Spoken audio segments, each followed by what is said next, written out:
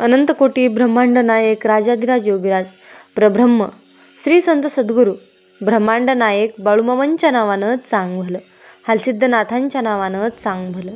नमस्कार प्रेमळ भक्तांनो. मामा, तुमची जागा कोणीच घेऊ शकत नाही. मामा, माझ्या आयुष्यामध्ये तुमची जागा कोणीच घेऊ शकत नाही. माझ्या आयुष्यामध्ये कितीही लोक आले आणि गेले, कितीही आठवणी निर्माण झाल्या, तरी तुमचं स्थान कधीच कुणीच घेऊ शकत नाही. तू फक्त एक व्यक्ती नाही, एक स्वप्न नाही, एक आधार नाही, एक साथ नाही, एक आठवण नाहीस, तर माझ्या प्रत्येक श्वासाचा अर्थ आहेस. माझं सर्वस्व आहेस. जेव्हा माझ्या वाईट काळात कोणी माझ्या सोबत नव्हतं, तेव्हा तू माझ्यासोबत खंबीरपणे माझी साथ देतोस, माझ्यासोबत उभा राहतोस. देवा, माझ्या आयुष्याच्या प्रवासात लोक येतात, नवीन चेहरे ओळखीचे होतात, पण ते कधी कधी तुझी जागा घेऊ शकत नाहीत, कारण तू एकमेव माझा आहेस. तू केलेली मदत, तू घेतलेली काळजी, तू दिलेले पाठबळ मी कधीच विसरून जाऊ शकत नाही. या जन्मात ते विसरणं तरी मला अशक्य आहे. मामा, जेव्हा तुझं नाव माझ्या ओठावर येतं, तेव्हा शब्द फुलासारखे उमलतात आणि मनात एक वेगळीच नशा दाटून येते. तुझ्या नजरेतलं ते गूढ, तुझ्या हसण्यातली ती निरागसता आणि तुझ्या उपस्थितीने मिळणारी शांती, या सगळ्यांचं वर्णन शब्दामध्ये शक्य नाही रे देवा. इतर नाती फक्त वेळेपुरती असतात रे, पण तू फक्त आणि फक्त माझ्या हृदयाच्या मंदिरात कायमची कोरलेली एकमेव व्यक्ती आहेस. तुला गमावणं म्हणजे माझ्या अस्तित्वालाच हरण्यासारखं आहे, माझं अस्तित्व हरवण्यासारखं आहे. कारण देवा, तूच माझ्या जगण्याचं खरं कारण आहेस. बोला जय बाळूमामा. भक्तांनो, अशाच प्रकारचे बाळूमामांचे भावनिक, प्रेरणादायी आणि महत्त्वपूर्ण संदेश ऐकण्यासाठी आत्ताच आपल्या चॅनलला सबस्क्राईब करा. आणि भक्तांनो, आपले हे संदेश जास्तीत जास्त भक्तांपर्यंत शेअर करायला विसरू नका, कारण बाळूमामांच्या सेवेचा झेंडा आपल्याला घराघरामध्ये उभा करायचा आहे, हे लक्षात ठेवा. म्हणून बाळूमामांच्या या पुण्याच्या कार्याला तुमचाही हातभार नक्की लावा. भक्तांनो, हा दैवी संदेश तुमच्यासमोर येणे म्हणजेच ही सुद्धा मामांची इच्छाच आहे. म्हणून तुमच्यासमोर हा संदेश आला आहे, तर याकडे चुकूनही दुर्लक्ष करू नका. आजच्या दैवी संदेशामध्ये बाळूमामा तुम्हाला काय मार्गदर्शन करत आहेत हे नीट लक्षपूर्वक ऐका आणि मामांनी सांगितलेल्याच मार्गाने चला. आयुष्यामध्ये अपयश तुम्हाला स्पर्शही करू शकणार नाही, हे लक्षात ठेवा. मामा म्हणतात, माझ्या बाळा, तुझ्या आयुष्यामध्ये जेव्हा जवळची, घरातलीच व्यक्ती सतत तुला त्रास देत असेल, तर न भांडता कसे उत्तर द्यावे, यासाठी मी तुला 7 पद्धती सांगणार आहे. या 7 पद्धतीने तुला वागायचं आहे. त्रास देणारी व्यक्ती तुझ्या पायाशी येईल. मामा सांगतात, माझ्या बाळा, आयुष्यामध्ये बऱ्याच वेळा काय होतं, बाहेरच्या व्यक्ती नाहीत, तर घरातीलच लोक आपल्याबरोबर दुश्मनासारखे वागू लागतात.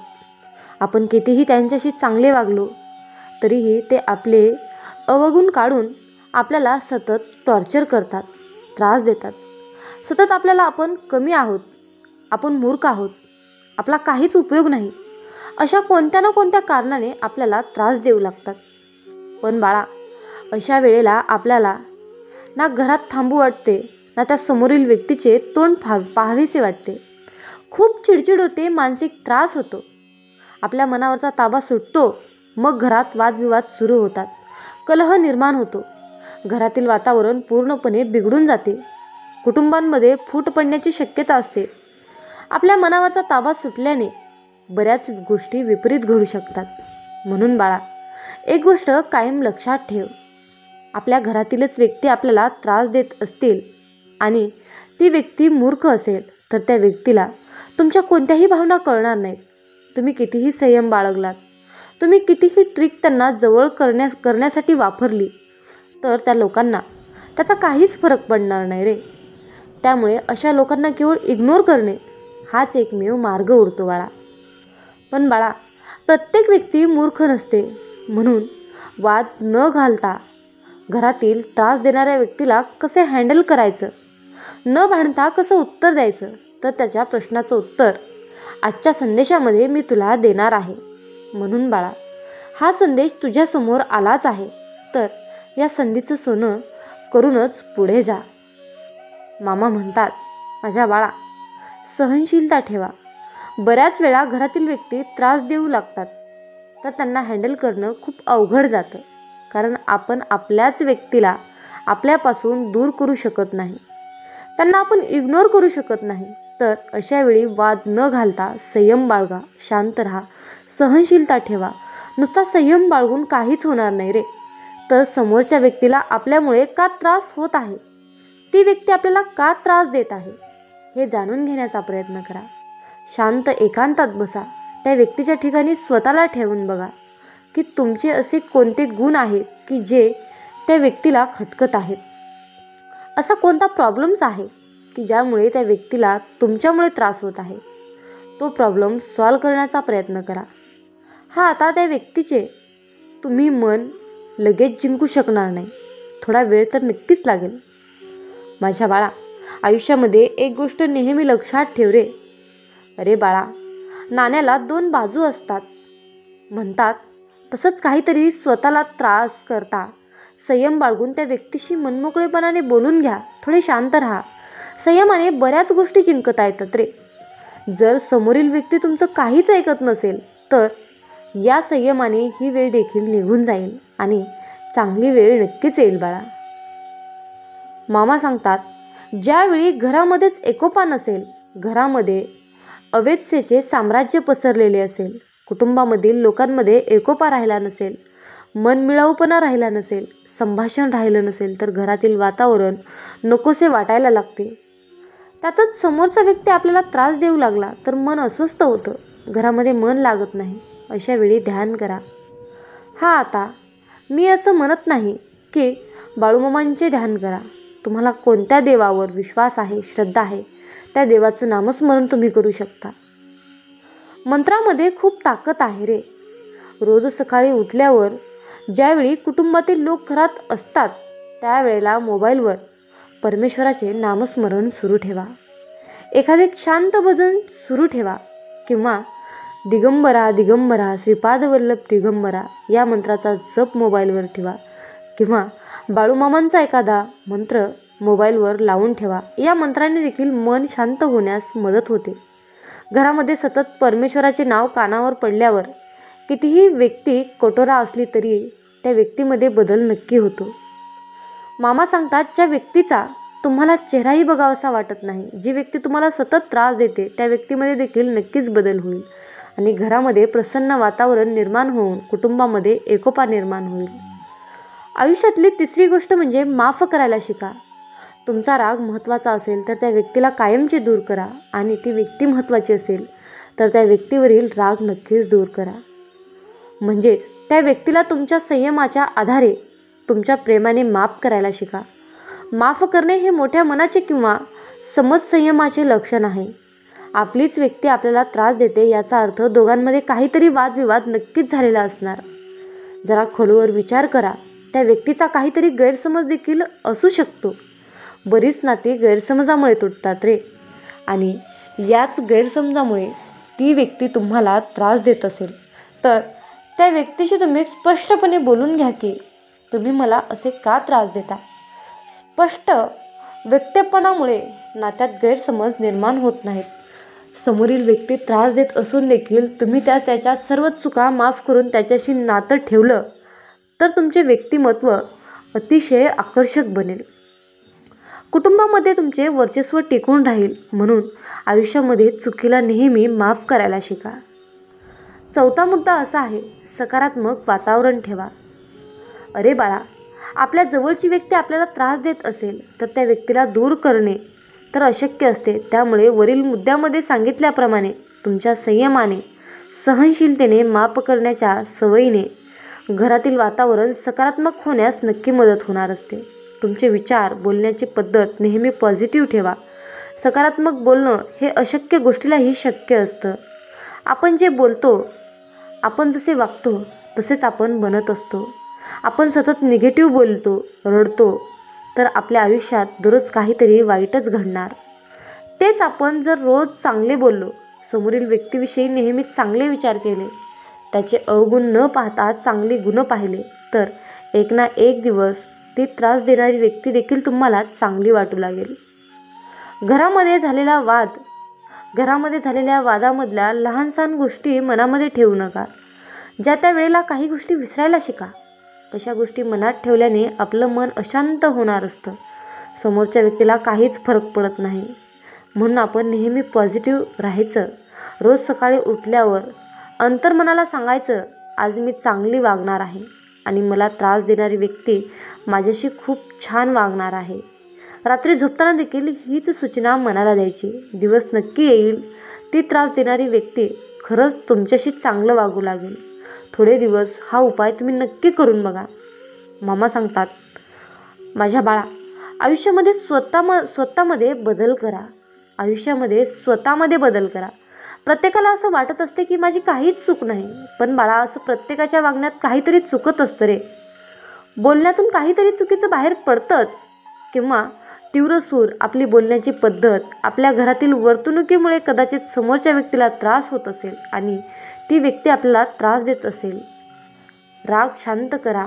शांत मनाने एकदा विचार करा, माझ्याकडून अशी कोणती चूक झाली की जी समोरच्या व्यक्तीला आवडलेली नाही आहे, त्यामुळे मला त्रास देते. जर ती चूक तुम्हाला कळाली तर ती चूक तुम्ही हळूहळू सुधारण्याचा प्रयत्न करा. जर तुमची चूकच काही नसेलच तर समोरच्या व्यक्तीचा स्वभाव कसा आहे ते जाणून घेण्याचा प्रयत्न करा. त्या व्यक्तीला जपायचं असेल तर स्वतःच्या स्वभावामध्ये बदल करून घ्या. त्या व्यक्तीच्या स्वभावाची मिळताजुळता स्वभाव तुमचा करून घ्या. त्या व्यक्तीच्या विचाराशी तुमची विचार पटतील असे वागा. आपलीच व्यक्ती आपल्याला त्रास देत असेल तर त्या व्यक्तीच्या वाकड्यात जाण्यात काहीच अर्थ नसतो. त्यामुळे बाळा, थोडंसं नाटक करा, पण स्वतःमध्ये बदल करून त्या व्यक्तीशी थोडं मिळतं-जुळतं घ्या. या ट्रिकमुळे तुमचा खूप मोठा फायदा होईल. तुमचा तणाव दूर होईल, मानसिक समाधान मिळेल. पुढील नंबर 6, मामा सांगतात, संवाद साधा. समोरच्या व्यक्तीचा त्रास जाणून घ्या. कुटुंबात बऱ्याच वेळा काय होतं, जी आपल्यापेक्षा मोठी लोक असतात तीच आपल्याला त्रास देत असतात. तर अशा व्यक्तीशी मनमोकळेपणाने बोलून घ्या, संवाद साधा. कित्येक वेळा काय होतं, अशा लोकांच्या आयुष्यामध्ये बऱ्याच घटना वाईट घडलेल्या असतात. त्यामुळे त्यांचा स्वभाव चिडचिडा झालेला असतो किंवा त्यांना समजून घेणारं कोणीच नसतं. समोरील व्यक्तीला कोणत्या गोष्टीमुळे जास्त त्रास होतो, त्यामुळे ती कुटुंबामध्ये खूप कलह निर्माण करते, तुम्हाला त्रास देते. हे जाणून घेण्याचा नक्की प्रयत्न करा. अरे बाळा, ज्या वेळेला तुम्ही त्या व्यक्तीच्या भावना जाणून घ्याल, ज्या वेळेला तुम्ही त्या व्यक्तीला आवर्जून महत्त्व द्याल, समजून घ्याल, त्यावेळेला ती व्यक्ती किती जरी कठोर असली तर त्या व्यक्तीला तुमची आपुलकी वाटल्याशिवाय राहणार नाही. कारण संवाद ही एक अशी गोष्ट आहे जी मोठ्या मोठ्या समस्यांना दूर करू शकते. जिथे संवाद नसतो तिथे जास्त समस्या निर्माण होऊन नाती तुटत असतात. तुमच्याबद्दल मनातील द्वेष कमी होईल आणि ती व्यक्ती तुमच्याशी चांगलं वागू लागेल. याचा सर्वात मोठा फायदा असा होईल की ती व्यक्ती परत कधीच तुम्हाला त्रास देण्याचा विचार करणार नाही आणि तुमचा मानसिक त्रास आणि तणाव कायमचा दूर होईल. नंबर 7, अंतर ठेवा. बघा मामांच्या प्रिय भक्तांनो, या वरील सर्व गोष्टी देखील ती समोरील व्यक्ती तुम्हाला त्रासच देत असेल तर ती व्यक्ती निष्ठुर, कठोर, मूर्ख आहे असे समजून जा. ती व्यक्ती अशी आहे की तिला भावना हा शब्दच माहीत नाही किंवा त्या व्यक्तीच्या हृदयामध्ये कोणत्याही प्रकारच्या चांगल्या भावनाच नाहीत आणि अशा व्यक्तींकडून होणारा त्रास बंद करणे खूपच कठीण असते. अशा व्यक्तीला हँडल करण्यासाठी तुम्ही एखाद्या नातेवाईकांचा किंवा दुसऱ्या कोणाची तरी मदत घेऊन त्या व्यक्तीला समजावण्याचा प्रयत्न करा. त्या व्यक्तीच्या जवळच्या व्यक्तीला तुम्ही भेटा आणि तुम्हाला होणारा त्रास स्पष्ट सांगा. त्यानंतर जी व्यक्ती तुम्हाला त्रास देते त्या व्यक्तीपासून थोडे लांब राहा. थोडे दिवस लांब राहिल्याने मनातील राग कमी होईल. लांब राहणे पण तिरस्कार करणे नाही. मनामध्ये चांगलेच विचार आणायचे. परिस्थिती चांगली होण्याची वाट पाहणे. समोरच्या व्यक्तीचा त्रास इग्नोर करणारं इतकं सोपं नसतं, पण इग्नोर तर करावंच लागणार असतं. कारण भांडणं करून, वाद घालून मानसिक त्रासच वाढणार आहे ना. की ती व्यक्ती तुमच्यावर प्रेम करणार आहे. त्यामुळे अशा व्यक्तींपासून लांब राहा आणि स्वतः एकांतामध्ये स्वतःसाठी जगा, स्वतःचे छंद जोपासा. तुम्हाला ज्या गोष्टी आवडतात त्या गोष्टी नक्की करा. नेहमी आनंदी राहा, सकारात्मक राहा.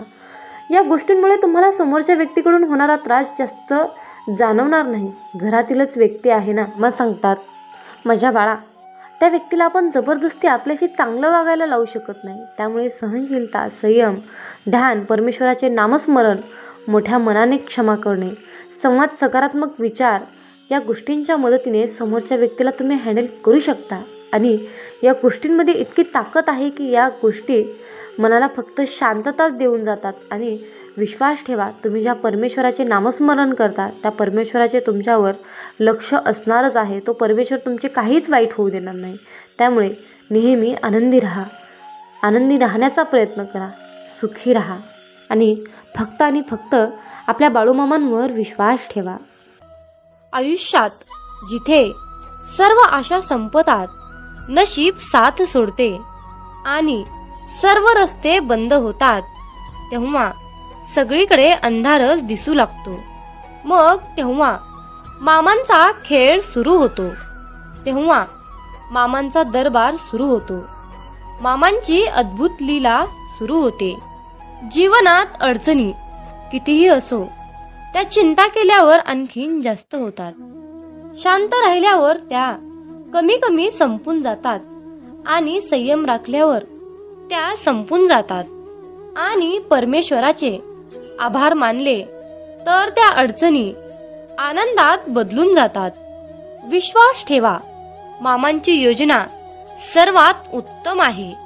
आयुष्यात कधी कधी कठीण प्रसंग असतात, त्यावेळी मामा शांतपणे तुमच्यासाठी काहीतरी करत असतात.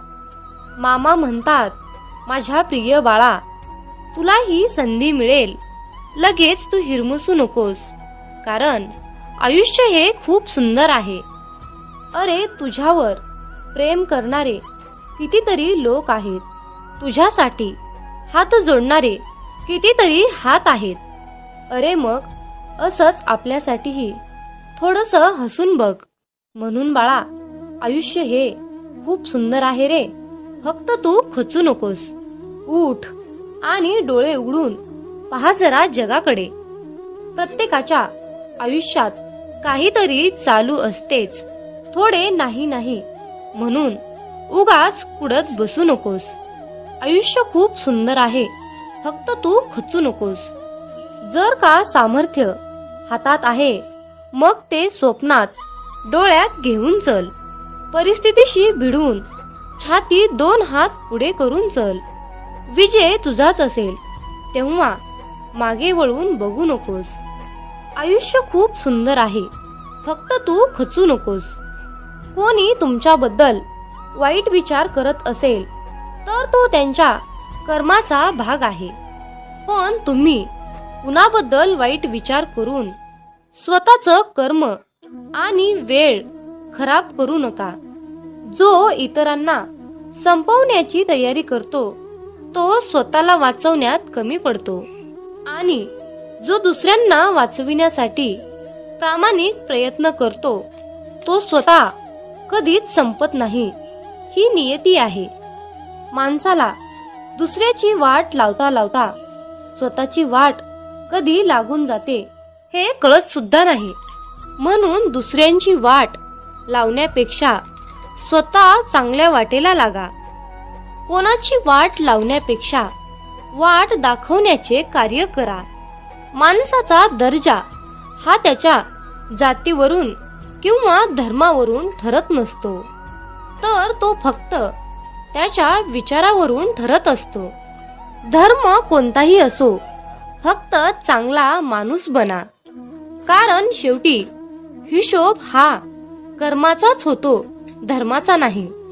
आपले अंतःकरण जोपर्यंत शुद्ध आहे तोपर्यंत या विश्वातील कोणत्याही गोष्टीची भीती बाळगण्याची गरज नाही. फक्त नीतिमत्ता साफ ठेवा. परमेश्वर तुम्हाला काटाही टोचू देणार नाही. पहाटे उठावे आणि भगवंताची मूर्ती डोळ्यासमोर आणून प्रार्थना करावी आणि तुझे जिथे विस्मरण होते तिथे मला जागृत करत जावे. नाही मला आता तुझ्याशिवाय आसरा असे म्हणून नमस्कार करावा. मनुष्य कसाही असला तरीही त्याला भगवंताच्या स्मरणातच समाधान मिळेल. जीवनात तुम्हाला यश हवे असेल तर संकटांनाही सामोरं जावंच लागेल.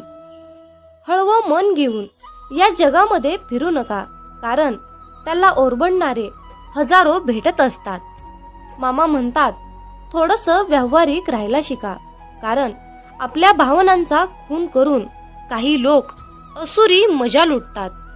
समुद्र हा सर्वांसाठी सारखाच असतो, पण त्यातून काही लोक मासे घेतात तर काही लोक त्यातून मोती घेतात, तर काही जण त्यात आपले पाय ओले करतात. मामा म्हणतात हे विश्व सर्वांसाठी सारखेच आहे, पण तुम्ही त्यातून काय घेता हे मात्र वेगवेगळं आणि महत्वाचं आहे.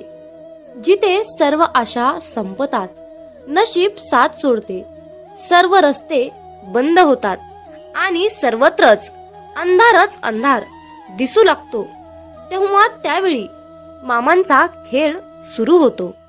मामांचा दरबार सुरू होतो. मामांची अद्भुत लीला सुरू होते. म्हणून मामा नेहमी आपल्या भक्ताला सांगतात, माझ्या बाळा तू भिवू नकोस, मी सदैव सावलीसारखा तुझ्या पाठीशी उभा आहे.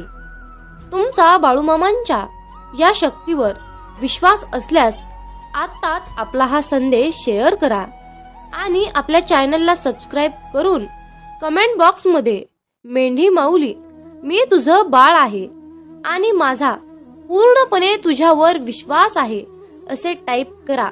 भाग्यवंत ठराल. मामा म्हणतात स्वतःच्या कर्मावर आणि प्रामाणिकपणावर इतका विश्वास ठेवा की योग्य वेळ आल्यानंतर मी तुम्हाला इतकं काही देईन की मागायलाही काही उरणार नाही.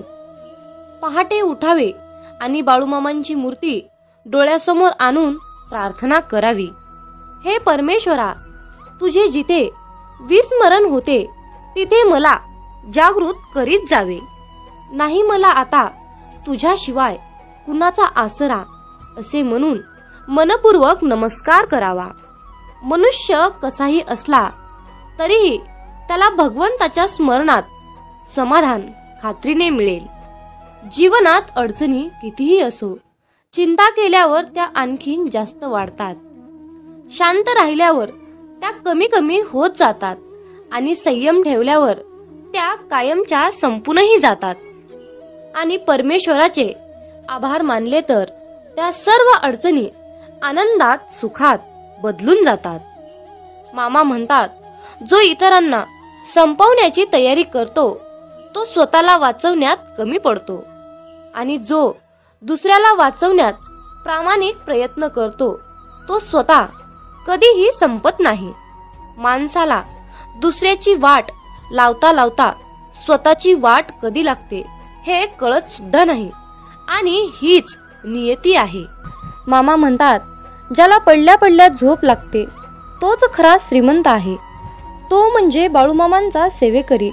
मित्रांनो, तुम्ही बाळूमामांचा एक तरी भक्त असा दाखवा की त्याच्या घरामध्ये अन्नपूर्णा देवीचा आणि माता लक्ष्मीचा त्याच्या घरामध्ये वास नाही. म्हणून मित्रांनो, एक गोष्ट नेहमी लक्षात ठेवा, जिथे बाळूमामा आहेत तिथे अख्खं ब्रह्मांड वास करते. हे तितकंच खरं आहे. नाम घेतलं की संकट येणार नाही, पैशाचा ढीग पडणार नाही, परंतु पैसा देऊन जी गोष्ट तुम्हाला मिळणार नाही ती गोष्ट तुम्हाला नक्की मिळेल. मित्रांनो, जीवनात आपण फक्त समाधान मिळवण्यासाठी धडपडत असतो. म्हणून बाळूमामांचे मुखामध्ये नेहमी नाम जप केले पाहिजे. बाळूमामांच्या सेवेच्या मार्गातून चालताना स्वतःच्या अनुभवातून मिळालेल्या खूप काही गोष्टी, चमत्कार, बाळूमामांचे साक्षात्कार आपल्याला आठवतात. बाळूमामा नेहमी आपली परीक्षा घेतात. फक्त मामा आपला संयम बघतात. ते आपल्याला भरपूर अडचणी आणि संकटेही निर्माण करून देत असतात. बऱ्याच वेळा आपल्या प्रारब्धामुळे आपली सेवा ही खंडित होते. बरेच सेवेकरी या त्रासाला कंटाळून मामांची सेवा करणे सोडून देतात, परंतु भक्तांनो, हे पूर्णपणे चुकीचे आहे. भक्तांनो, आपण का विसरून जातो की संकटापेक्षाही खूप मोठे आपले बाळूमामा आहेत. म्हणून संकटे आली म्हणून मामांची सेवा करणे सोडून देऊ नका, तर त्या संकटाला सांगा की तुझ्यापेक्षा माझे ब्रह्मांड नायक बाळूमामा खूप मोठे आहेत आणि माझ्या मामांसमोर तुझा कसल्याही प्रकारचा निभाव लागणार नाही, असं तुम्ही त्या संकटालाच बजावून सांगा. मित्रांनो, जर एकदा बाळूमामांनी आपल्याला हात दिला तर मामा आपला हात कधीच सोडणार नाहीत. नेहमी आपल्या पाठीशी उभे असतात आणि येणाऱ्या संकटाची तीव्रता कमी करत असतात. आणि शेवटी बाळूमामा आपल्या ओंजळीत इतकं सुख देतात की आपण त्या सुखाची कधी कल्पनाही केलेली नसते. म्हणून मित्रांनो, बाळूमामांवर अतिशय श्रद्धेने विश्वास ठेवा आणि मुखामध्ये बाळूमामांचे नामस्मरण चालूच ठेवा. शोधावया भाकरीला निघाली ती भूक आहे, जन्मताच गरिबी येते ही कोणाची चूक आहे. भूक लागली की खाणे ही प्रकृती आहे, परंतु घासातील घास दुसऱ्याला देणे ही सद्गुरूंची शिकवण आहे. म्हणून लक्षात ठेवा, जर तुमच्या घरी भुकेला व्यक्ती आला तरी त्याला भुकेच पाठवू नका, तर त्याला पोटभर जेवण देऊन मगच पाठवा. जर तुम्ही अशा प्रकारचे पुण्याचे काम केले तर नेहमी तुमच्या पाठीशी बाळूमामा सावलीसारखे उभे असतील. जर तुमच्याबद्दल कोणी वाईट बोलत असेल तर तो त्याच्या कर्माचा भाग असेल, परंतु तुम्ही कोणाबद्दलही वाईट बोलून स्वतःचे आयुष्य, स्वतःची वेळ खराब करून घेऊ नका. मामा म्हणतात, माणूस कितीही हुशार, समजूतदार, चतुर, बुद्धिमान असला तरीही त्याला शेवटी नियतीने बांधलेला डाव हा स्वीकारावाच लागतो. एवढं मात्र खरं आहे, आपल्यापेक्षा मोठ्या वडीलधाऱ्या माणसांचा आदर केलाच पाहिजे, त्यांना योग्य तो मानपान दिलाच पाहिजे. बोलताना शब्दाचा योग्य तो वापर केलाच पाहिजे. शब्द दवा आहे, शब्द दुवा आहे, शब्द दावा आहे, शब्द माणुसकीचा ठेवा आहे. माणसाला सुंदर दिसण्यासाठी सुंदर असणं महत्त्वाचं नसतं, तर महत्त्वाचं असतं आपलं निरागस मन. ज्या व्यक्तींच्या चेहऱ्यावर निरागस सुंदर असं हास्य असतं, त्या व्यक्तीशिवाय या जगात दुसरं कोणी सुंदरच नसतं. म्हणून तुमच्या चेहऱ्यावर नेहमी सुंदर असं हास्य ठेवा. मामा म्हणतात, अरे बाळा, तुझी कितीही मोठी अडचण असू दे, ती दुसऱ्यांना सांगण्यापेक्षा एकदा मला सांगून बघ. तुझी कसलीही अडचण मी एका क्षणात दूर करेल. मित्रांनो, तुमच्या मुखामध्ये चुकून जरी बाळूमामांचे नाव आले तर तुम्ही दिवसभरामध्ये न कळत चुकून केलेल्या सर्व पापांचा नायनाट होतो. सर्व झालेली पापे जळून खाक होतात. इतकी प्रचंड शक्ती बाळूमामांच्या नावात, बाळूमामांच्या नामस्मरणात आहे.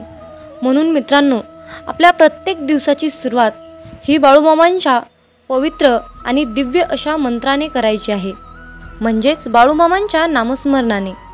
मित्रांनो, जर तुम्हाला जीवनात यशस्वी व्हायचे असेल, तुमच्या जीवनामध्ये खूप दुःख आहे, संकट आहेत, अडचणी आहे, तुम्ही खूप चिंतेत असाल, तर तुम्हाला या नियमांचे पालन करावे लागेल. तर ते नियम पुढील प्रमाणे आहेत. नंबर 1, वाईट लोक बोलल्याने सुधारले असते तर भगवान श्रीकृष्णांनी महाभारत होऊ दिले नसते. नंबर 2, तुमच्या आयुष्यावर कधीही नाराज होऊ नका, कारण जसं तुम्ही आयुष्य जगता तेच कोणाचं तरी स्वप्न असतं. नंबर 3, तुमचा पूर्ण वेळ स्वतःला चांगलं बनवण्यामध्ये घाला, कारण आजकाल नाती माणसांनी नाही तर पैशाने बनतात. नंबर 4, उशिरा का होईना देव सर्वांचंच ऐकतो, परंतु तुमचा देवावर कठोर विश्वास असायला हवा. नंबर 5, भगवान श्रीकृष्ण म्हणतात, हवा कधीही एका दिशेने वाहत नाही, ती वेळोवेळी आपली दिशा बदलत असते. त्यामुळे आयुष्यामध्ये वेळ खराब असेल तर चिंता करू नका, फक्त चांगल्या वेळेची वाट पहा. नंबर 6, देव त्यांचेही ऐकतो जे देवाला कधीही बोलून दाखवत नाही. म्हणून ईश्वराच्या निर्णयावर खुश राहिलं पाहिजे. देव आपल्याला जे पाहिजे ते कधीच देत नाही. देव आपल्याला ते देतो जे आपल्यासाठी खूप महत्त्वाचं आणि चांगलं असेल. नंबर 7, दुसऱ्यांचं चांगलं करणाऱ्या व्यक्तींनाच आयुष्यामध्ये अडचणींचा सामना करावा लागतो. कारण जे झाड आपल्याला फळं देते त्याच झाडाला दगडांचा मार खावा लागतो. नंबर 8, देवाला जे पाहिजे तेच होते. म्हणून प्रार्थना शब्दांनी नाही तर मनापासून केली पाहिजे. नंबर 9, भगवान श्रीकृष्ण म्हणतात, जे लोक तुमच्यावर जळतात त्या लोकांचा कधीही तिरस्कार करू नका. कारण हे तेच लोक आहेत ज्यांनी मान्य केलं आहे की तुम्ही त्यांच्यापेक्षाही खूप जास्त सरस आहात. नंबर 10, जीवनात कधी निराश होऊ नका. कारण ज्यांनी तुमचं नशीब लिहिलं आहे तोच विश्वाचा सर्वात मोठा लेखक आहे. नंबर 11, शिक्षण कुठूनही घेता येतं, परंतु संस्कार मात्र घरातूनच घेता येतात. नंबर 12, कोणाचंही कौतुक करताना तुम्हाला पाहिजे तेवढं करा, परंतु कुणाचा तरी अपमान करताना 10 वेळा विचार करून करा. कारण अपमान ही एक अशी गोष्ट आहे की वेळ आल्यानंतर ती व्याजासकट परत मिळते. नंबर 13, पैसा तुम्हाला आणखीन एक गोष्ट सांगतो. पैसा म्हणतो, भलेही मी तुमच्यासोबत वरती येणार नाही, परंतु जोपर्यंत तुम्ही खाली आहात तोपर्यंत मी तुम्हाला कमीपणा येऊ देणार नाही. नंबर 14, तुम्ही मागे जाऊन तुमचा भूतकाळ सुधारू शकत नाही, पण आज मेहनत करून तुमचा येणारा भविष्यकाळ तुम्ही नक्कीच सुधारू शकता. नंबर 15, आयुष्यामध्ये पैसा तुम्हाला नेहमी एकच गोष्ट सांगतो, जर तुम्ही मला आज वाचवलं तर उद्या मी तुम्हाला नक्कीच वाचवेन. नंबर 16, जर तुम्ही आयुष्यामध्ये या 4 गोष्टी सोडल्या तर तुम्ही जीवनामध्ये नेहमी सुखी आणि आनंदी राहाल. नंबर 1, सगळ्यांना खुश करणं. नंबर 2, दुसऱ्या लोकांकडून जास्त अपेक्षा करणं. नंबर 3, भूतकाळात जगणं. नंबर 4, स्वतःला दुसऱ्यांपेक्षा खूप कमी समजणं. नंबर 17, पारख केली तर कोणीच आपलं नाही आणि समजून घेतलं तर कोणीच परकं नाही. नंबर 18, पाठ नेहमी मजबूत ठेवली पाहिजे, कारण धोका आणि शाबासकी पाठीवरच मिळते. नंबर 19, बऱ्याच वेळा मनामध्ये विचार येतो की हार मानावी, परंतु नंतर लक्षात येतं की अजून खूप लोकांना चुकीचं सिद्ध करायचं आहे. नंबर 20, स्वतःचा आनंद दुसऱ्यावर अवलंबून ठेवू नका, नाहीतर आयुष्यभर दुसऱ्यांचा गुलाम बनून जीवन जगावं लागतं. नंबर 21, खऱ्या व्यक्तीला नेहमीच खोट्या व्यक्तीपेक्षा जास्त सफाई द्यावी लागते. भरोसा नाही का माझ्यावर असं बोलून कितीतरी लोक धोका देऊन जातात. नंबर 23, वेळ माणसाला यशस्वी बनवत नाही तर वेळेचा योग्य वापर माणसाला सफलता मिळवून देतो. नंबर 24, कुणाची कदर करायची असेल तर तो जिवंत असतानाच करा, कारण मृत्यूनंतर परकेसुद्धा रडूनच जातात. नंबर 25, जी व्यक्ती स्वतःचे दुःख कधीच कुणाला सांगत नाही तर त्याचा अर्थ असा नाही की त्या व्यक्तीच्या आयुष्यामध्ये दुःखच नाही. दुःख लपवण्याचे त्याचे एकमेव एकच कारण असतं की त्याला माहीत आहे की या जगाला दुःख सांगून हे जग दुःख कमी करणार नाही तर त्या उलट वाढवून ठेवणार आहेत. म्हणून स्वतःचे दुःख कुणालाही सांगू नका. नंबर 26, भगवान श्रीकृष्ण म्हणतात, आयुष्यामध्ये जो व्यक्ती नेहमीच दुसऱ्यांच्या खुशीचा आनंदाचा विचार करतो, नेहमी दुसऱ्यांची कदर करतो, माहीत नाही तो व्यक्ती आयुष्यामध्ये नेहमीच एकटा का पडतो. नंबर 27, स्वप्न पूर्ण करण्यासाठी झोपलं नाही तर जागलं पाहिजे. नंबर 28, चिंता दूर करण्याचा एकच उपाय आहे, फक्त डोळे बंद करून हा मंत्र म्हणा की खड्ड्यात गेली दुनिया. नंबर 29, कोणी काहीही बोलले तरीही स्वतःला शांत ठेवा, कारण ऊन कितीही कडक असले तरीही समुद्र आटत नाही. हे प्रिय देवा, भीती आणि काळजीच्या सर्व खुणा काढून टाका. आजार धरून राहून जे कंटाळले आहेत त्यांना बळ द्या. तुम्ही अजूनही त्यांच्या पाठीशी आहात अशी त्यांना खून पाठवा. तुमचे अश्रू आनंदाच्या अश्रूमध्ये बदलतील. तुमचे दुःख बरे होण्याने बदलले जाईल आणि तुमचा संघर्ष आशीर्वादाचा मार्ग मोकळा करेल. याची तुम्हाला गरज असल्यास कमेंटमध्ये 888 असे टाईप करा.